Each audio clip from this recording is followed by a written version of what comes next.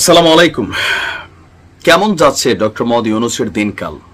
রাজনীতির উত্তাল ঝড় তিনি অবলোকন করছেন, নানান কৌশল অবলম্বন করছেন সরকারের পক্ষ থেকে, এনসিপির পক্ষ থেকে। কিছু কিছু সমালোচনার যোগ্য হয়ে গেছে, কিছু প্রশংসার যোগ্য হয়েছে, নানান বৈঠক হয়েছে, সমাবেশ হয়েছে। কিন্তু এই যে বেশ কয়েকটা বৈঠক থেকে রেজাল্ট কিন্তু জিরো। ইভেন এই প্রথমবারের মতন ডক্টর মোহাম্মদ ইউনূস তিনি পদত্যাগের কথা বলছেন, যে এটা দাবি করছে। এখন একটা তিনি সিস্টেমের মধ্যে চলে আসছেন। কেউ কেউ বলছেন যে তিনি আসলে পদত্যাগ করেন নাই, এটা নাহিদের বানানো কথা। কেউ কেউ বলছেন যে নাহিদদেরকে ব্যবহার করে তিনি জাতির কাছে সিম্পেথি নিতে চাইছেন। অনেক ধরনের বক্তব্য এখানে আলোচনা সমালোচনা আছে। আর এই বিষয়গুলো নিয়ে সাংবাদিক এবং রাজনৈতিক বিশ্লেষক মাসুদ কামাল সাহেব, এই সরকারের খুবই কট্টর একজন সমালোচক হিসাবে যিনি চিহ্নিত, তিনি এক বক্তব্য দিয়ে বসছেন, যেটা এই মুহূর্তে উত্তাল পাতাল আর একটা পরিস্থিতি তৈরি করছে। তিনি বলছেন যে ডক্টর ইউনূস এমন শান্তি সারা দেশে ছড়িয়ে দিয়েছেন যেখানে মার খেয়েও চুপ থাকতে হয়।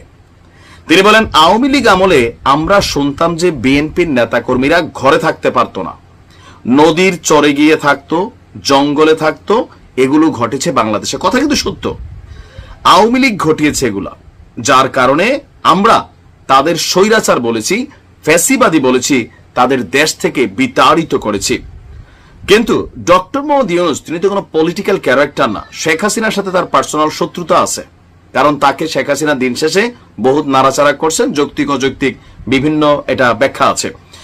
বাট ডক্টর ইউনূস সরকার ক্ষমতা নেওয়ার পর তিনি যেসব আচরণ শুরু করেছেন, তাতে ওনাকেও বিদায় দেওয়া হবে। উনি বিদায় নিতে পারবেন না, মানে স্বাভাবিকভাবে তিনি ক্ষমতাকে হস্তান্তর করে সম্মানের সহিত বিদায় নেবেন, এটা হবে না। ওনাকেও গদি থেকে, যেভাবে আলোচনা আসছে বিভিন্ন জায়গায় এক একজন এক এক ভাষা প্রয়োগ করে সাবলীল অসাবলীল ভাবে যে বাক্য প্রয়োগ করছে, সেগুলোকে তিনি বলছেন যে ডক্টর ইউনূস শান্তিতে নোবেল পেয়েছেন, কিন্তু ওনার আমলে দেশে কি শান্তি বাড়ছে? কেউ কেউ বলছেন বাড়ছে, কেউ কেউ বলছেন ভাই কাদের বাড়ছে? এনসিপির নেতা কর্মীদের বাড়ছে, বাকিদের কেউই শান্তিতে নাই। রাস্তা দিয়ে হাঁটবেন, কেউ যদি আপনাকে স্বৈরাচারের দোসর বলে পেটায়, একটা পুলিশও আপনাকে বাঁচাতে আসবে না। এই বাস্তবতার নাম কি শান্তি? মাসুদ কামালের এই বক্তব্য শতভাগ যৌক্তিক। ঘটতেছে বাংলাদেশে, রাস্তায় একজনকে পিটাইতেছে, বলতেছে স্বৈরাচারের দোসর, ফেসিস্টের দোসর। এটি তার পরিচয়। সত্য মিথ্যা জানার টাইম নাই, পিটাও, মব করো, লুটপাট করো, তারপর হচ্ছে পুলিশও চুপ থাকে। কারণ কি, সরকারে অনেক ঘটনা ঘটে। আবার এই মবদেরকে উৎসাহিত করে হান্নান মাসুদের মতন নেতারা।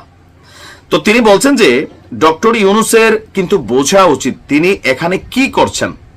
তার সামনে সুযোগ ছিল নিজেকে আরো উচ্চতায় নিয়ে যাওয়ার, যদি তিনি সবার সঙ্গে মিলেমিশে কাজগুলো করতেন, কিন্তু তিনি সেটা করছেন না। ডক্টর ইউনূস সবাইকে নিয়ে কাজ না করার কারণ কি, এমন প্রশ্নের জবাবে মাসুদ বলছেন তিনি রাজনীতি আসলে বোঝেন না।